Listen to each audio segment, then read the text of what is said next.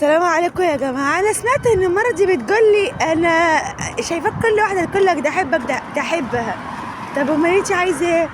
يعني واحدة تقول لي أحبك وتستاهل أحبها، عايزة أنا أقول لها لا أرفض النعمة؟ أنا ربنا ما قالش كده، ربنا قال النعمة ما تترفضش عشان ما تضيعش من وش الواحد. انتي نعمة حافظت عليكي، هتيجي مرزوعة ما هتروحيش. كان نفسي افوسك من الاول، انا اللي طولت عليكي، بس اعمل ايه؟ لكن انا يا واحدة تقول لي معجبة بتحبني، مش هقدر. انا ما اقدرش ابعد عن واحدة هتحبني. دي مشاعر لا في ايديها ولا في ايديا. حد يقول لي حد يقول لي الناس اذا واحد يقول لك تحبك تقول لها ايوه انا اللي تقول لي بحبها قبل ما تروح. ايه رايك بقى؟